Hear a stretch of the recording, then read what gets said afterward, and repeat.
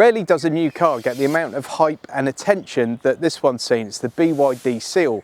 This one's in all-wheel drive excellence trim.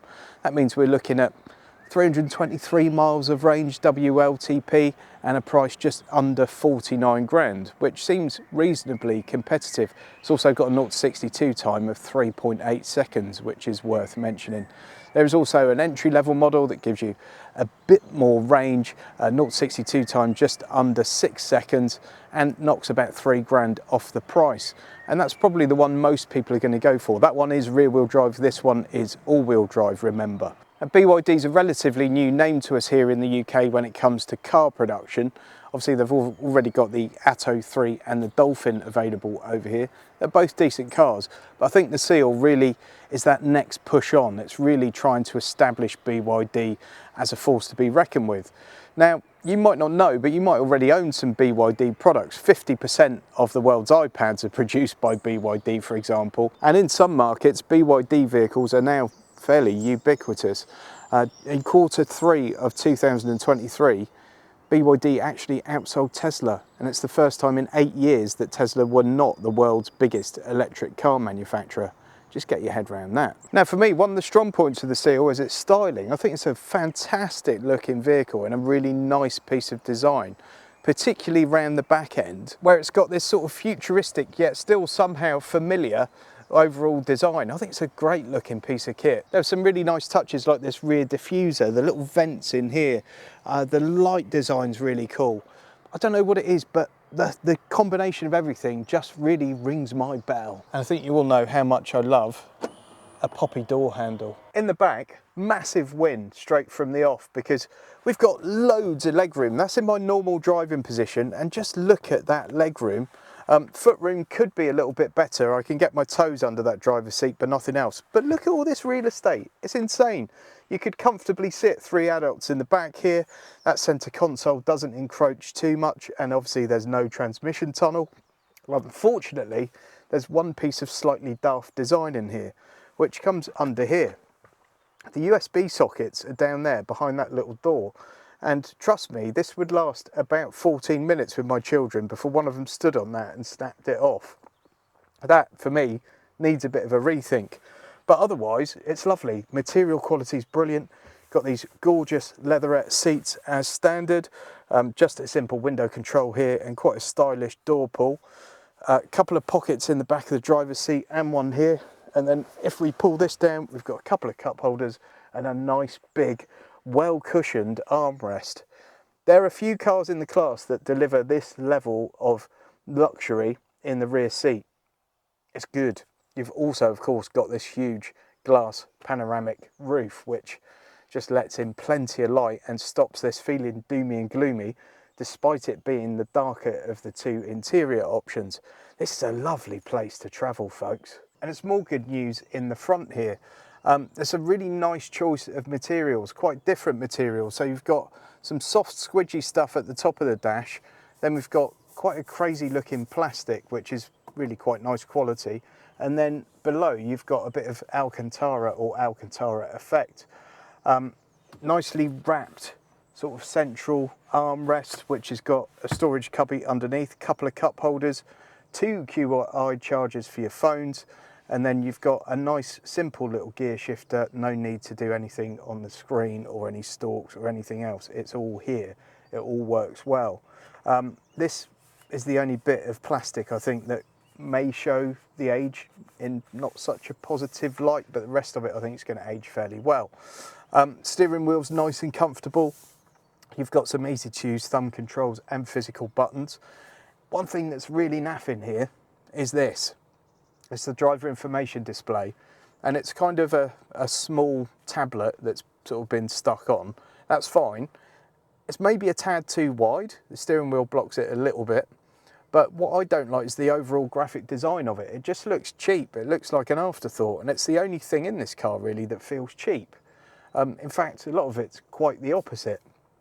And for me, that needs a redesign, which I'm sure they could do via an over-the-air update, because it really just needs a graphic designer to have a little think about it. Also, you've got this huge sort of kilowatt dial on the left, which just constantly changes as you're driving along. It's telling you how much power you're using or consuming. Personally, I don't care, and I'd like to be able to turn that off, and I can't. And I do find it a tiny bit distracting. In fact, I don't think you need any of this, because the head-up display in this car is as good as any head-up display I've seen in any car. So they've probably tried to one-up the Tesla by not only having a speedo here, as opposed to just being on the screen, but also have a head-up display. And I think they only need the head-up display. I really do. But there you go. That's a minor gripe, and other people's opinion will vary, I'm sure. The screen is the main event in here, and it's the thing everyone's talking about, because you can do this and you can do this. It's huge. It's possibly even too big, if that's a thing. There's tons of real estate. The menu system's not the best, I don't think. There's not a massive amount of lag or anything like that. It's nice and bright, it's clear. It's got a lot going for it. I just feel like the actual user interface could maybe be a tiny bit better. You do have wireless Android Auto, so I'm told. I haven't been able to test that because I don't have an Android phone. My iPhone can only use Apple CarPlay if it's plugged in, which is really disappointing on a car of this price point in 2024. But I think an over-the-air update will fix that at some point in future. The navigation system's good, once you can find it, there we go. And a lot of people are going to look at this screen and say it's a complete gimmick. And I don't really think it is, because I must admit, I've used navigation a couple of times in this car and I've had it that way round. And it's been much better, it's made sort of more sense to me. But for everyday use for everything else, have it this way round. And of course, if you're in Apple CarPlay, you have to have it this way round. Apple CarPlay doesn't function with the screen in portrait mode, unfortunately. One other major letdown I've had with this car, and it may just be this car because this is a pre-production model, the press cars at the moment are pre-production, is the DAB radio. It's just a bit useless. I haven't successfully managed to listen to anything on the radio for more than about 12 seconds. And I'm not being dramatic with that or anything. That's the truth of it. It's just failed me miserably in places where I've never had an issue with DAB radio before. So again, that's possibly something that can be fixed with an over-the-air update. It might be something that doesn't happen in the production vehicles, but I thought it worth noting. The other thing in here that doesn't feel that well thought out is the placement of the USB sockets. They're both USB-Cs, but they're right under here. You have got this big storage area, which is really nice, but the USBs are there and you can't see them very easily from anywhere. I actually had to get in the passenger seat to plug my phone in the other day, and that just feels like not the best piece of design in the world. I guess once you've done it once, the lead's plugged in, but it's not great for sort of hot swapping between devices. But these are minor gripes and they're certainly first world issues. I think it would have been very easy for BYD to take a look at Tesla and just copy what they've done. A lot of people might expect that from a Chinese manufacturer, dare I say. But I think this is a very shrewd move. They've produced something different. I personally love the interior in the Tesla. Lots of people hate it, and for lots of people it's a reason why they don't get one. And I think the fact that they've, instead of just copying something, they've maybe taken a little bit of inspiration here and there, but they've offered something markedly different that will appeal to a completely different kind of customer. And I think they've done a really good job generally. The boot space is slightly lacking compared to the Tesla Model 3, but only because the underfloor storage really. This one's got 400 litres. There is a bit of underfloor storage, which is quite handy for storing your cables and things. But in the Tesla, it's huge. You know, you could get a small child under there without any problems. You've also got 53-litre frunk in this one. Once you get out onto the road, the Seal's generally a very pleasant thing to be in. You will find the suspension a wee bit firm and a little bit bouncy in places. It's hard to explain, but it does sort of soak up the worst part of the bump, but on a jittery surface, you are a little bit up and down. It's a little bit jittery, I would say. Handling, however, is fantastic. Like, it really loves a corner. It really loves a bend. It likes to be driven enthusiastically. So if you're after that sort of sporty driving feel, you really get that, and this driving position really helps as well. You're sitting down, this screen's quite raked. It really does feel like quite a sporty place to be. Now put it into sports mode and you've also got that crazy 0 to 62 time of 3.8 seconds. But most of the time you're probably going to drive it around in eco or normal. Most of the time I've been driving the car in eco, to be honest. It definitely feels quick still, like very quick, but you can certainly feel how things have been dialed back a bit. The regen braking is good, but I have to say it feels a bit more binary than perhaps it does in some of the rivals. It's a minor quibble really, but now I'm sitting at a set of traffic lights and I don't know if this will come through on the video at all, but I just want to inch forward about 3 feet. So I come off the brake pedal, nothing happens, great so far, and then I just feather the accelerator and it's a wee bit too immediate, it's a wee bit too urgent. I feel like some of this car's rivals handle the regen in perhaps a slightly more sophisticated way, and the way that you can sort of come off the brake and onto the throttle a bit more gradually. This is a tiny bit binary at times, but it's a minor quibble, and the only place you really notice it is something like this in a set of traffic lights, for example. As I said, minor, but well worth a mention. Now you may notice during this video that I'm indicating with this hand and my indicator stalk's on the other side of the car. Don't worry, yours will be on the left. This is a pre-production model. The press cars that are out there are pre-production models, so the indicator and the wipers are on the wrong sides. That has made for some very embarrassing incidents, including one in an underground multi-storey car park yesterday, when I went to indicate and literally put the wipers on full blast on a day of, well, probably the first day of proper sun that we've had in this country, I don't know, since Halley's Comet last came around. But I walk around with this hair, so, you know, embarrassment and myself are quite happy bedfellows. Moving on to driver assistance, driver aids, all that kind of stuff, safety equipment. It's got everything. It's got a 5-star Euro NCAP. But as with many a modern car, if you decide that there's one of those you don't particularly like, you will still have to go and turn it off every time you get in the car, and that means navigating your way through a series of menus and clicks. If you leave them on, I've just got in the car this morning and left this on, you will get various levels of reminders for different things. If you go over the speed limit, you'll sometimes get a little beep, sometimes you'll get fairly aggressive sounding lady telling you that you've gone over the speed limit. Look folks, it's all there for a reason. We shouldn't moan about it, we should all just drive properly. But now lots of people are going to be comparing this car to the Tesla Model 3, and in fact I'm going to do that. There'll be a video, it might even be out by the time you watch this. If it is, it will be at the end of this one. Comparing it to the Model 3 and its other close rivals, because in some respects it does have other rivals that are a bit closer than the Model 3 in some ways. However, this car really is an alternative to people that just don't like Tesla, and there are lots of them. Every time I make a video about Tesla, you will see people that are absolutely in love with the brand and people that absolutely despise it. Many of whom on either side have never had any experience of the cars in any way, which is quite interesting. But it is quite divisive. The fact that the Tesla is so minimalist, and this is really not, it's almost the opposite. You know, not only have I got a speedo in front of me, I've also got a head-up display, a very good head-up display. Lots of the things that annoy people about Tesla simply don't exist with this car. That's not to say this is a better car than the Tesla. This is a different one. It's a different proposition.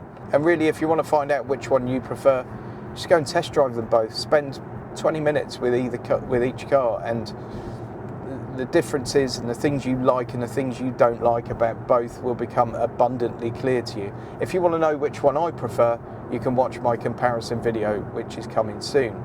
But really, your opinion is the one that matters most. Now, this chassis really benefits from a level of torsional rigidity that you possibly are not going to see on some of the rivals. It feels great around a corner. As I said, it is a little bit bouncy and a little bit firm on sort of uneven surfaces, but it does love the bends. Part of the reason for that rigidity is the battery, which is LFP, basically is built into the chassis. It's an integral part of the chassis.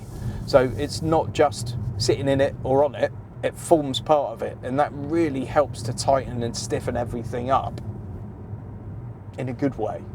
So this car's got an LFP battery. It's also a BYD blade battery technology, which is a good thing. BYD know what they're doing when it comes to batteries. They've been making them for 28 years.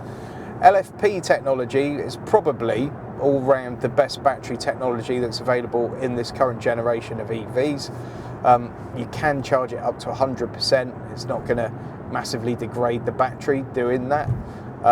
It's not as dense as other battery technologies, so that means sort of more weight versus less power. That's the only downside to it.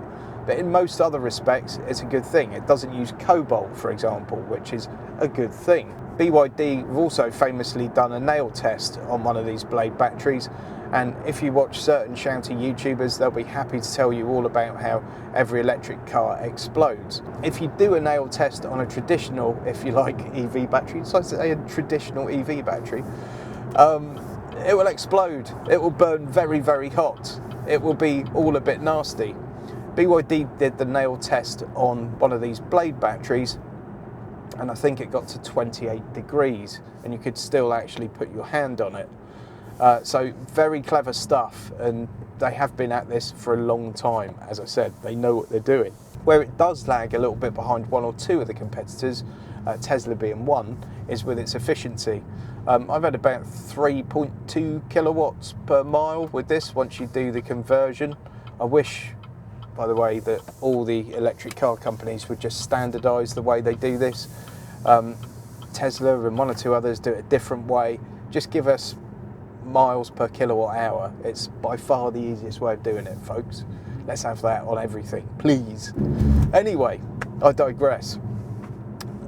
This is like 3.2. In the latest Tesla Model 3, you can get 5 from that. And that makes a big difference to your real world range. You know, although the headline figure for this is over 300 miles of range, 330 something miles of range, probably you're going to get more like 250, 260 in the real world. And what you'll generally find in range tests is that Tesla cars tend to perform better compared to their WLTP figure than most of the competition. Having said that, you know, 250 miles of real world range is extremely easy to live with. As I always say, consider your bladder range as much as the car's range, because that makes a massive difference. This car can only charge at 150 kilowatts maximum, which is a little bit disappointing.